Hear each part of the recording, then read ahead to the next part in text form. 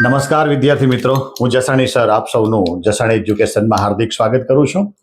આપણે અત્યાર સુધીના જે ટોપિક લીધા, વિદ્યુત ભાર, વિદ્યુતીય બળ, એમનું અદિશ અને સદિશ સ્વરૂપ, વિદ્યુત ક્ષેત્ર અને વિદ્યુતીય ફ્લક્સ, આ ટોપિકમાં આપણે થિયરીની સાથે એના એક્ઝામ્પલ ને એમસીક્યુ પૂરા કર્યા.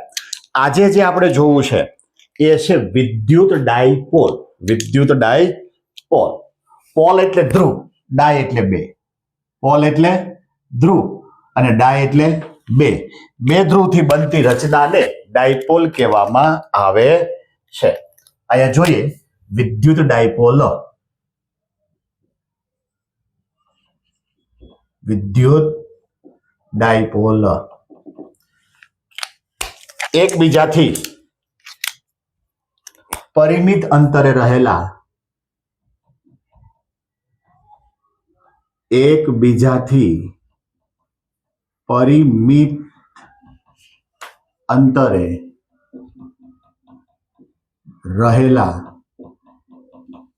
સમાન મૂલ્યના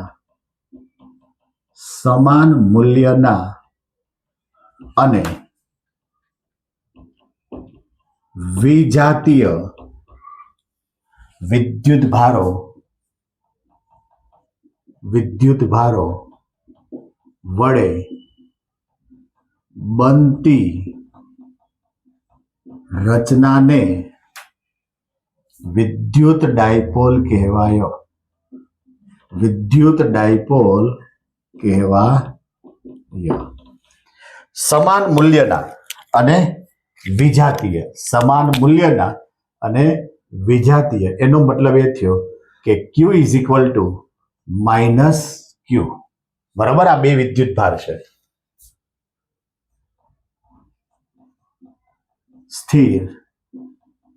બે સ્થિર વિદ્યુત ભાર છે. બે સ્થિર વિદ્યુત ભાર 2A એ બે વિદ્યુત ભારો વચ્ચેનું અંતર છે. અહીંયા કોઈ જગ્યાએ બિંદુવત વિદ્યુત ભાર એવો પણ શબ્દ વાપર્યો છે. તો આપણે બે વિદ્યુત ભાર લેવાના. આ બે વિદ્યુત ભાર કેવા હોય? તો કે વિજાતીય એટલે એક ધન અને એક ઋણ. એના મૂલ્ય કેવા હોય? સમાન. કેવી રીતે રાખવાના? તો કે પરિમિત એટલે નિશ્ચિત અંતરે રાખવાના. અહીંયા જોઈએ તો આવી રચના બને. દાખલા તરીકે આ પ્લસ ક્યુ, આ માઇનસ ક્યુ. બે વચ્ચેનું જે અંતર છે એ અંતર 2A છે. તો આ જે રચના બની એનું નામ પડ્યું વિદ્યુત ડાયપોલ. આ રચનાનું નામ શું પડ્યું? વિદ્યુત ડાયપોલ.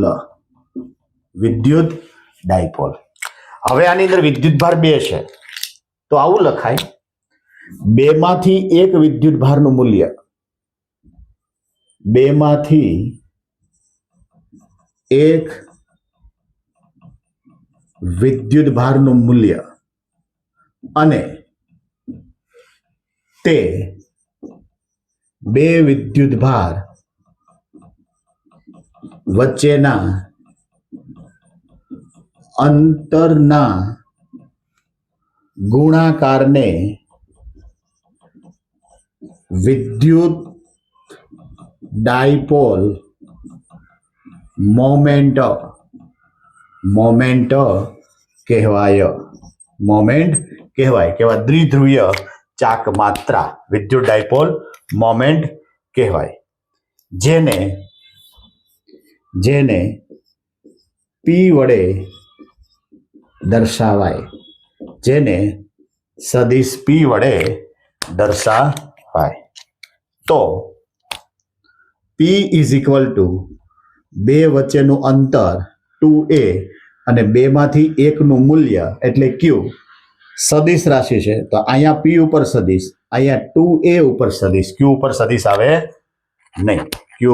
આવે નહીં. જે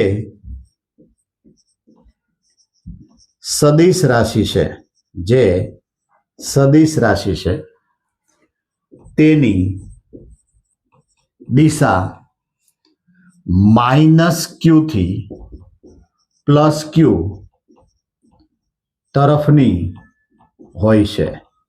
-q થી +q તરફની હોય છે.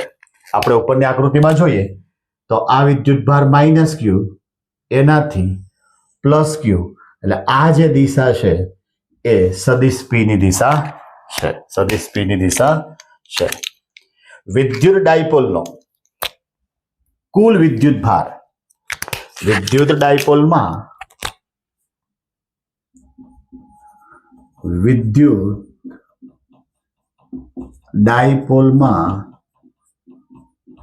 કુલ વિદ્યુતભાર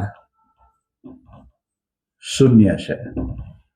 દાખલા તરીકે q - q is equal two 0. પરંતુ તેમનું વિદ્યુત ક્ષેત્ર 0 હોતું નથી. તેમનું વિદ્યુત ક્ષેત્ર 0 હોતું નથી. વિદ્યુત ડાયપોલ મોમેન્ટ, વિદ્યુત ડાયપોલ મોમેન્ટનો એકમ સૂત્ર શું છે? P is equal two 2aq. તો એનો એકમ થાય, વિદ્યુત ભારને માપી શકાય કુલમમાં, અંતરને માપી શકાય મીટરમાં. અંતરને માપી શકાય મીટરમાં. એનું જે પારિમાણિક સૂત્ર છે, પારિમાણિક સૂત્ર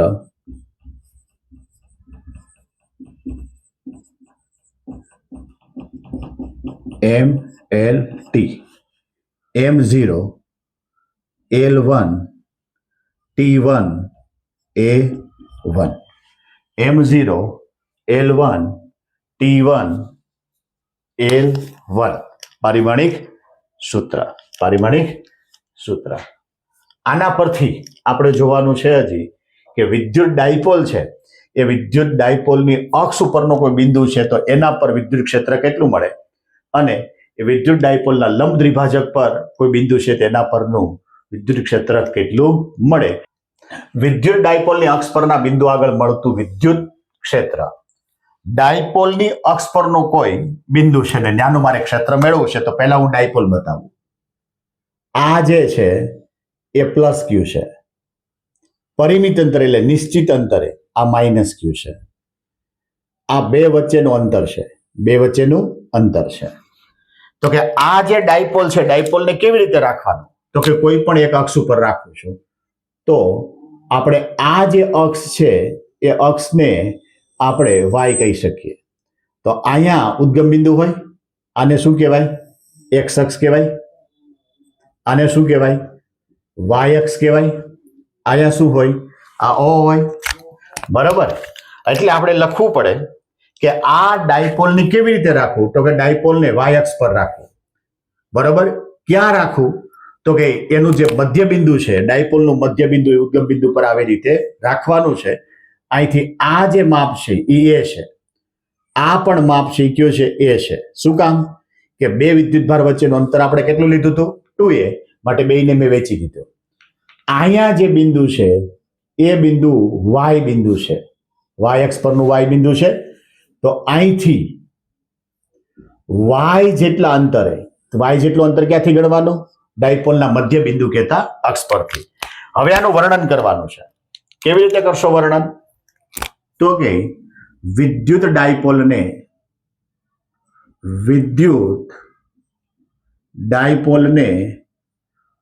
y અક્ષ પર ડાયપોલનું મધ્ય બિંદુ એ ઉગમ બિંદુ પર રહે તે રીતે મૂકેલ છે. તે રીતે મૂકેલ છે. y અક્ષ પર અથવા તો ડાયપોલની અક્ષ પર વિદ્યુત ડાયપોલની અક્ષ પર વાય જેટલા અંતરે વાય બિંદુ રહેલું છે, જ્યાં મળતું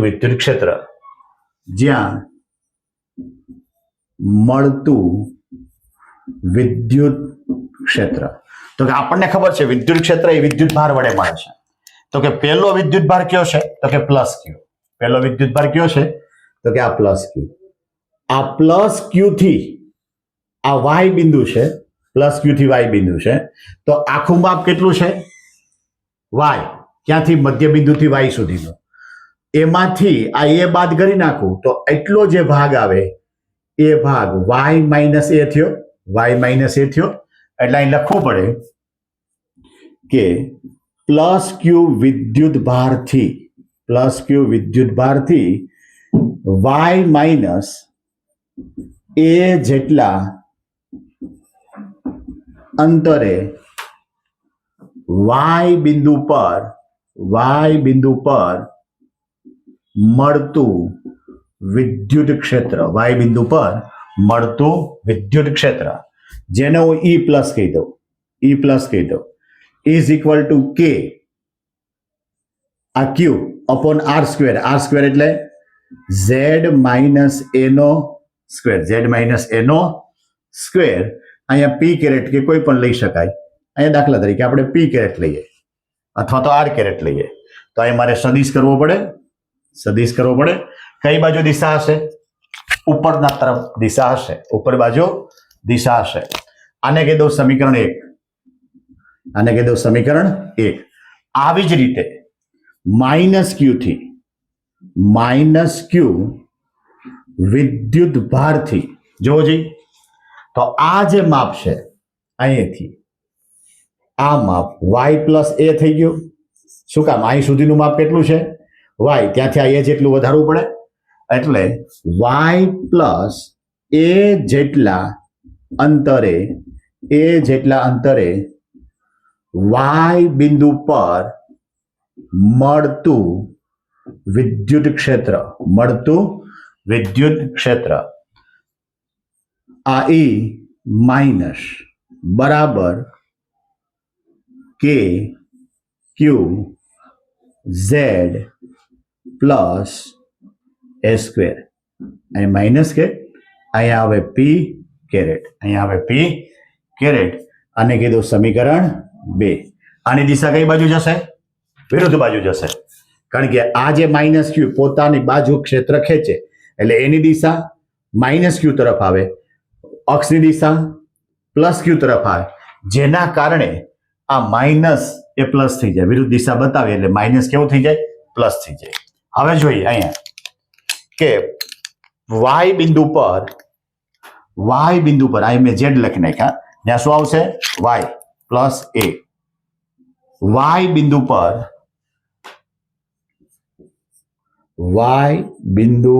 પર મળતું પરિણામી વિદ્યુત ક્ષેત્ર ઈ બરાબર ઈ પ્લસ ઈ માઇનસ. તો આમ લખી શકું આ કે ક્યુ વાય માઇનસ એનો સ્ક્વેર વત્તા કે ક્યુ વાય પ્લસ એનો સ્ક્વેર અહીં લખવું હોય તો પરિણામી દિશા કઈ બાજુ જાય? પી કેરેટ એટલે ધન વાય તરફ. અહીંયા ઝેડ નહીં પણ વાય આવશે, કારણ કે આપણે એ અક્ષને નામ શું આપ્યું? વાય. એટલે વાય માઇનસ એ અને માઇનસ ક્યુ જે વિદ્યુત ભાર છે એનાથી વાય પ્લસ એ. એટલે કદાચ આમાં બેમાં ઝેડ થઈ ગયો હોય તો સુધારી નાખજો. વાય બિંદુ પર મળતું પરિણામી વિદ્યુત ક્ષેત્ર આ સદિશ ઈ બરાબર આ કે ક્યુ સામાન્ય નીકળી ગયા, જેને કારણે 1/y માઇનસ એનો whole square minus y plus એનો whole square.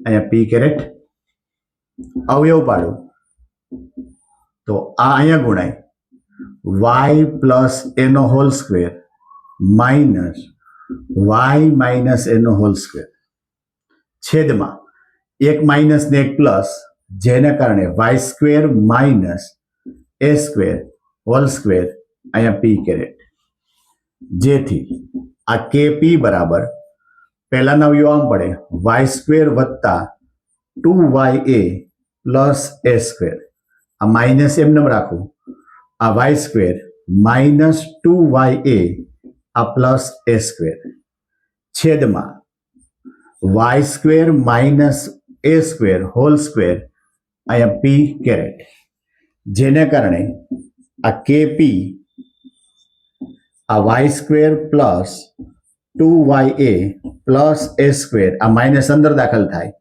Y square minus minus plus 2ya minus a square છેદમાં y square minus a square whole square અહીંયા પી કેરેટ. જોજી આ બે ઉડી જાય, જેના કારણે આવું આપણી પાસે વધશે કે કે પી કે ક્યુ બે ને બે 4 4y એ છેદમાં y square minus a square whole square અહીંયા પી કેરેટ.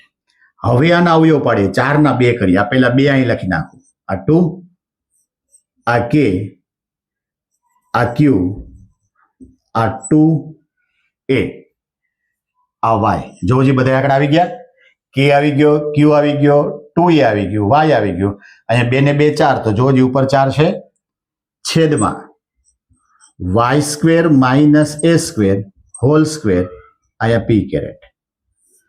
આવું બનશે સદિશ ઈ બરાબર 2k Y square minus a square whole square અહીંયા થઈ ગયું પી કેરેટ. તો કે શું કામ થયું? તો કે પી બરાબર 2a ક્યુ. આ જોતું તો એટલે આપણે અવયવ પડ્યા. હવે જો કન્ડિશન આવી થાય કે વાય ગ્રેટર ધેન એ, બે વખત કરો એટલે એને અવગણી શકાય, એનો મતલબ એ થયો કે વાયની સાપેક્ષ એ એકદમ સૂક્ષ્મ છે, અવગણી શકો, તો આ સદિશ ઈ બરાબર 2k વાય પી છેદમાં વાયની 4 ઘાત. એ અવગણ્યો એટલે 0 થઈ ગયો, વાયની 2 ઘાત અને એની 2 ઘાત એટલે કેટલી થઈ 4 ઘાત આ પી કેરેટ. માટે અહીંથી વાય ઉડી ગયા, તો 2k પી છેદમાં વાય ક્યુ પી કેરેટ. કોઈ જગ્યાએ આર કેરેટ પણ લખ્યું હોય. મૂલ્યના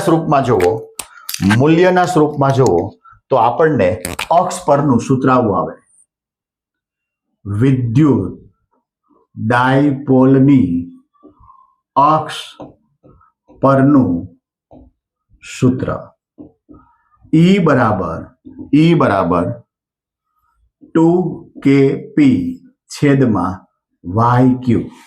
બરાબર, કે એટલે આપણને ખબર છે 9 × 10⁹ અને પી એટલે વિદ્યુત ડાયપોલ મોમેન્ટ અને વાય એટલે અંતર ક્યાંથી છે?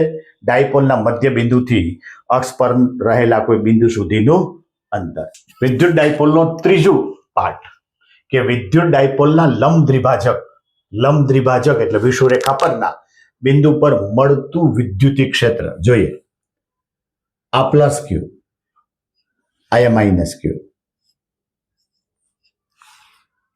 આ એની બે વચ્ચેનું નિશ્ચિત અંતર. અહીંયા મારે વિષુવરેખાની કલ્પના કરવાની છે.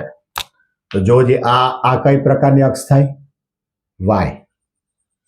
આ વાય અક્ષ થઈ. આ કઈ હોય? એક્સ અક્ષ. આ કઈ હોય? એક્સ અક્ષ. આ એક્સ અક્ષ પર અહીંયા કોઈ બિંદુ છે જેનું માપ આ એક્સ છે. આ એક્સ બિંદુ જેનું માપ એક્સ છે. આ ઓ, અહીંથી આ માપ છે એ, આ માપ પણ એ. હવે આનું વર્ણન કરવું પડે કે વિદ્યુત ડાયપોલ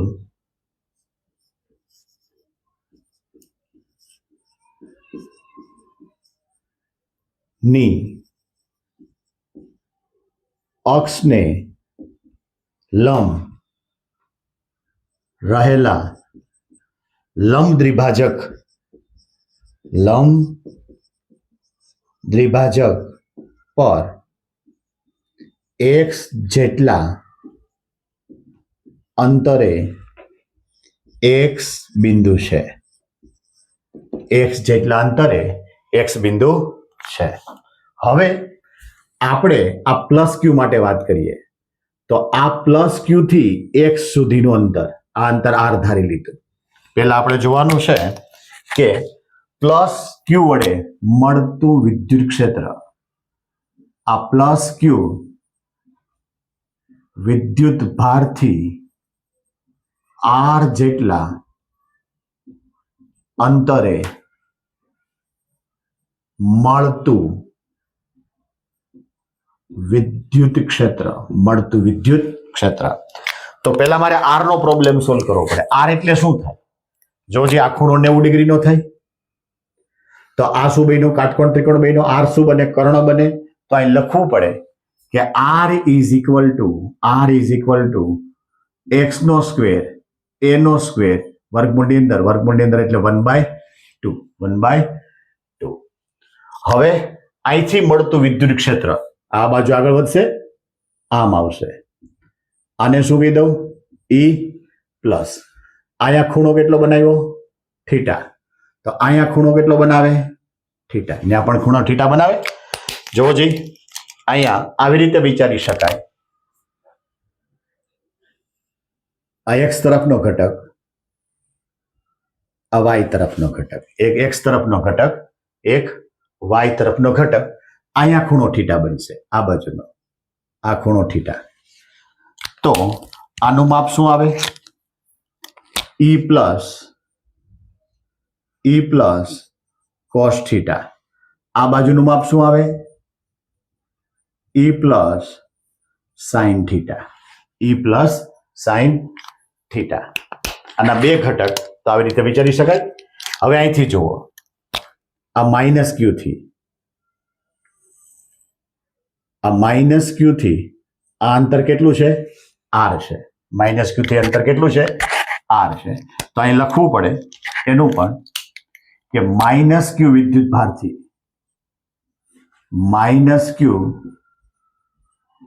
વિદ્યુત ભારથી r જેટલા અંતરે મળતું વિદ્યુત ક્ષેત્ર. તો r બરાબર x નો સ્ક્વેર a નો સ્ક્વેર 1/2. ત્યાં પણ કાટકોણ ત્રિકોણ લાગુ પડ્યો. હવે આના માટેના જેમ પહેલી રીતે ઘટક જોયા તેમ આમાં પણ ઘટક જોવાના. જોજી આ બાજુનો ખૂણો થીટા, તો આ બાજુનો ખૂણો પણ થીટા. વિદ્યુત ક્ષેત્ર આમ આવશે, આનો પરિણામે વિદ્યુત ક્ષેત્ર આમ હોય. તો આ ભાગ કયો થાય? E minus cos theta. કયો થાય? E minus cos theta. અહીંયા E માઇનસ કોસ થીટા. આ બાજુનો ભાગ કયો થાય? E minus sine theta. તો એનો મતલબ એ થયો કે E પ્લસ ને E માઇનસ જેની વેલ્યુ સમાન થશે. E પ્લસ બરાબર E minus is equal two, આવું લખવું હોય તો લખી શકાય કે ક્યુ અપોન r સ્ક્વેર.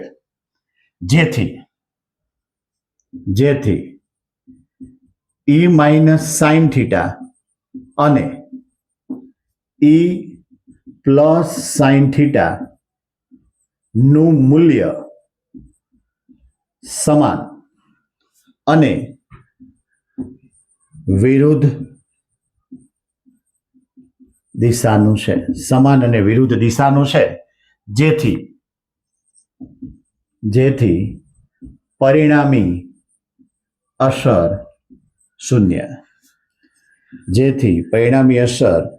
શૂન્ય થાય છે. તો હવે જોઈએ, બે ઘટક મારી પાસે વધ્યા, બે તો શૂન્ય થઈ ગયા.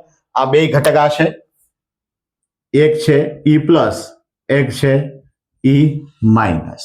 એટલે આવું લખી શકાય કે x બિંદુ આગળ